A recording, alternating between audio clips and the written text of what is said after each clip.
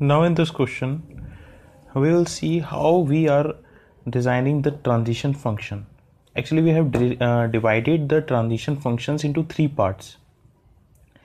First part वो होगा जिसमें हमारा जो ट्रांजिशन फंक्शंस है वो डिवाइडर या फिर सेपरेटर से पहले की स्ट्रिंग को पुश करेगा.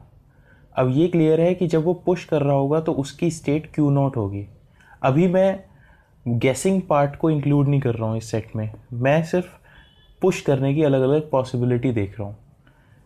ठीक है, सबसे पहले क्यू नॉट अगर सबसे पहले क्या होगा, क्यू नॉट जो है इनपुट स्टैक में ए आ गया और टॉप ऑफ द स्टैक में जेड नॉट है, तो हम ए को पुश कर देंगे. और अगर हमारी स्टेट क्यू नॉट पे है, इनपुट स्ट्रिंग में बी आया और टॉप ऑफ द स्टैक में जेड नॉट है, तो मैं उस बी को पुश कर दूंगा. सिमिलरली अगर पहले टॉप ऑफ द स्टैक में ए पड़ा हुआ है और इनपुट स्ट्रिंग में भी ए है, तो मुझे उसे पुश करना है. इसी तरह से बी को भी पुश कर देंगे, ए को भी टॉप ऑफ द स्टैक में पुश कर देंगे. तो अलग अलग कॉम्बिनेशन जो बन सकते हैं पुश करने के, मैंने सारे कंसिडर कर लिए.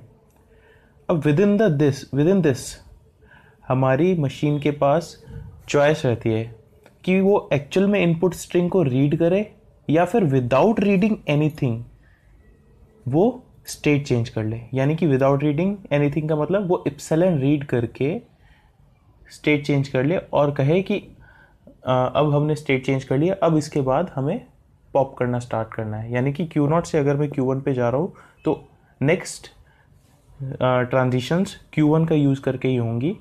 अब ये गेसिंग पार्ट है, ये हर स्टेज पे मैं अप्लाई करने की कोशिश करूँगा जैसे कि हमने एग्जांपल में किया था. तो एक बार अगर स्टेट चेंज हो गई गेसिंग पार्ट से, गेसिंग पार्ट मतलब क्यू नॉट से without reading anything top of the stack पे कुछ भी पड़ा हुआ हो, जेड नॉट नहीं हो सकता क्योंकि हमारी डब्ल्यू कुछ ना कुछ होगा.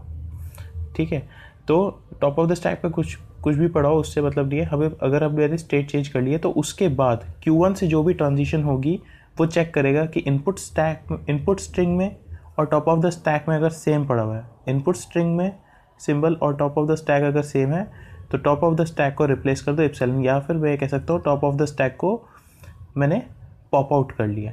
सिमिलरली अगर बी और बी मैच हो जाएंगे तो मैं उसे भी टॉप ऑफ द स्टैक में जो बी है उसको मैं पॉप आउट कर लूँगा.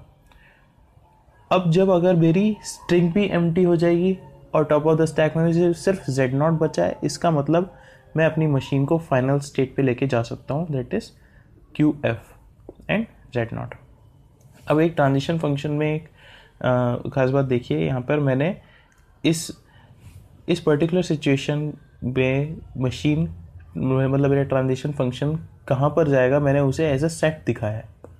ठीक है, there are set of possibilities. क्योंकि ये एक एनपीडी है, नॉट डीपीडी है. अगर डीपीडी होता तो मैं कर्ली ब्रेसेस नहीं लगाता इसमें. ठीक है, थैंक यू.